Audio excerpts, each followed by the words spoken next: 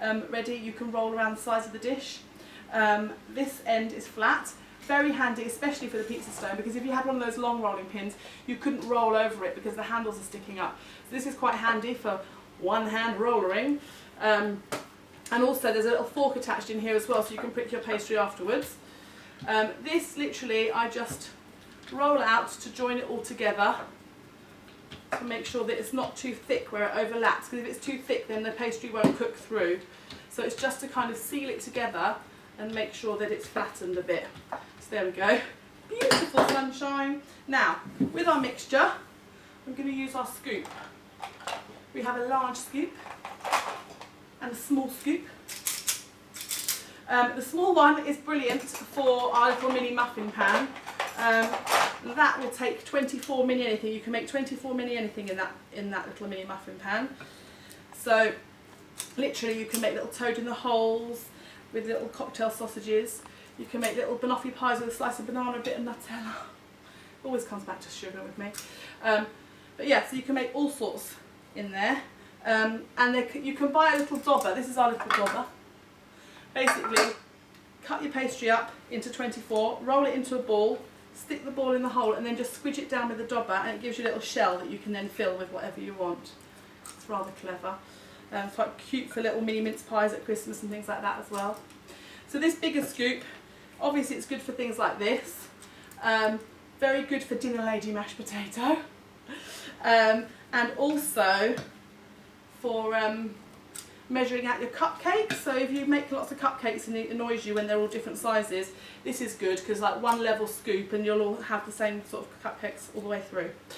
So there we go. Nearly there. People often think it's an ice cream scoop. We actually have a separate ice cream scoop, but I do know some people do use this for ice cream. So there we go.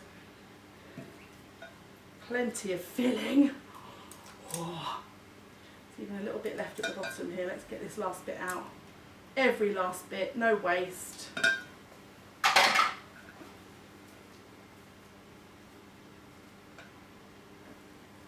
we go. I'll have that side. Oh. Right, now all you do is fold the outside in. So you just take that and tuck it under, just like that. Now it is supposed to look beautiful, the uniform, but really it's amazing. It all puffs up when it comes out, so it looks nice anyway. Even there are supposed to be gaps, in case you were thinking I was doing it wrong, in between each piece of pastry. There we go. Oh, turn it around. Can you see how beautiful it looks? If you're really clever, you can get like little bits of leftover pastry and make sort of little holly leaves and balls and things to make it look pretty. Put little flowers on top. Obviously I'm not doing that today. There we go. And then the last thing we're going to do is we're just going to whisk up some egg to brush over the top. There we go. Last piece. So there's my ring. If you like my ring. Beautiful. Now, as I said, just going to quickly brush over some egg. So, I'm going to show you a little trick. Did you know that if you bash 2 eggs together, only one of them cracks? Anyone want to try it? No? Okay. So, there you go. That one was the one that broke. So just crack that into there. Whisk it up. You can do just egg white or you can do both. It just makes a difference to the colour of the glaziness, I think. Technical term there. So there we go. And then get the basting brush. So, little pastry brush I've got here. Beautiful piece of kit. It's even got a little hook so that it doesn't drip everywhere when you're not using it. It just sits on the side of the glass or whatever.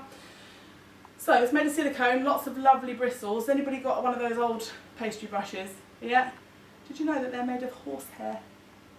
Horsehair! And they do tend to drop out in your food. And I bet when you get it out of your drawer you go like this, because it all sticks together. Much safer, healthier to use one of these. So there we go. Just going to brush it with this and then it'll be ready to go in the oven. Isn't it clever? I can cook.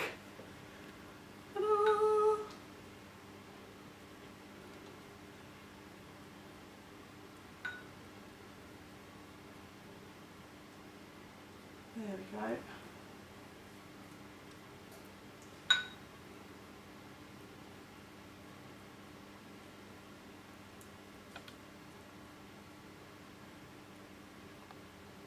If you don't use any glaze or anything, if you're trying to save on calories, it doesn't actually make too much difference. This just makes it go sort of nice and shiny and golden, but you can do it without. So don't panic. There we go. All done. See, look, sitting nicely on the side there, doesn't flip over everywhere. So that's it. It's my ring. I'll show you what it looks like when I come out.